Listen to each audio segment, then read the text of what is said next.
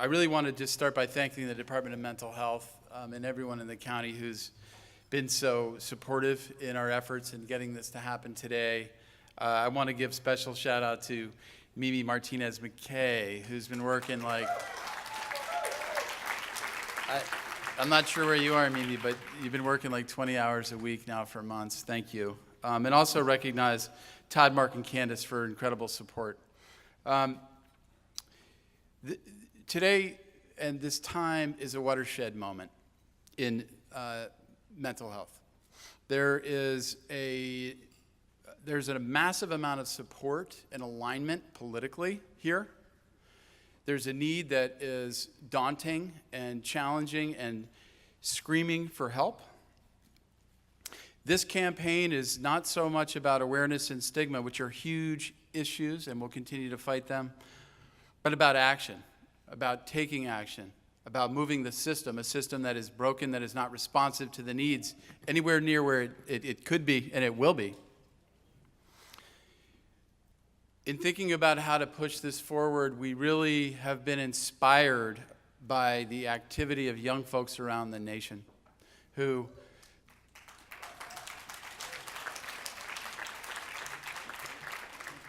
we see the young people of this country, our future leaders, as the tip of the spear in demanding access to care. Demanding access to care not just for physical health, but for mental health. And recognizing that our lives, our well-being, require that we're functioning well. This is about optimizing our function as people, as households, as neighborhoods, communities, state of California, and the nation. And that can happen only if we really begin to address the access problems in this country and in this state and in this county around mental health. A couple days ago, we had a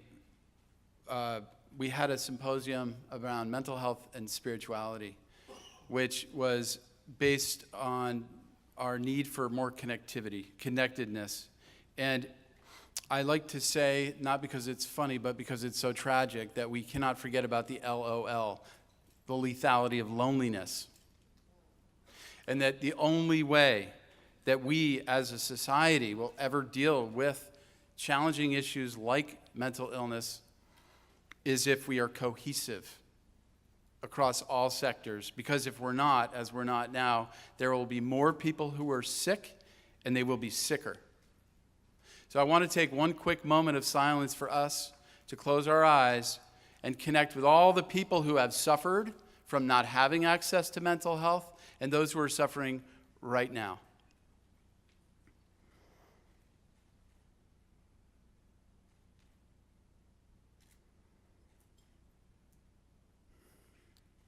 Thank you very much. Many say that, particularly in Los Angeles and other parts of the country, and frankly the world, that we have established pipelines to prison for the sick, for those who are suffering from mental illness, because we don't have adequate access to treatment. In LA County, we are significantly raising our bar to address issues in the child welfare system around mental illness, homeless. Those are feeding our jails every day. Feeding our jails every day. We are going to be expanding our outreach and engagement efforts to those who are sick.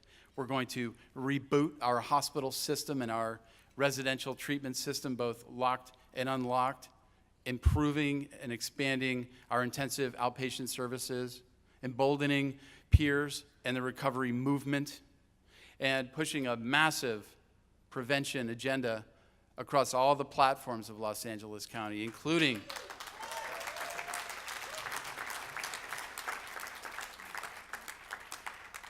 the schools, the libraries, the parks, the medical clinics, DCFS broadly. It's only by doing that that we can actually mitigate and prevent trauma, that we can identify those who are suffering early, and that we can intervene in a proactive manner to disrupt that pipeline.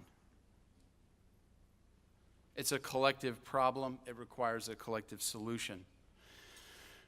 I am joined here by all of you, and I'm joined here by some giants in this field.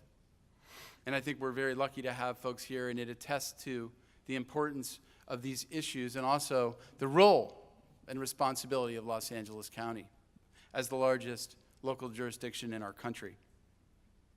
First, I'd like to recognize that Grace Napolitano, who I love and adore, and I'm sure you do too, is sick and was unable to make it today, and she sends her apologies. And I'll just give you a quick anecdote about her.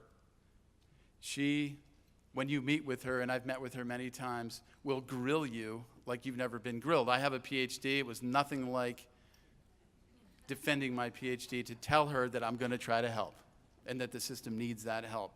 And when you bring up a name, she'll say, oh, you know that person, really? Why don't you tell me about that? And then she pulls out her phone and she says, I'm going to call that person. And she does. And she calls him and she's like, hey, it's Grace. I'm here with Dr. Sherin. He says he knows you. Do you know him? What do you think of him? Dr. Sherin, so-and-so would like to speak with you. Unbelievable woman, a leader, and she's not here with us today in person, but certainly is in spirit. The first individual I'd like to recognize who's playing a major role, particularly around homelessness and mental illness, is Councilman David Rue. David, please come up to the stand. Thank you.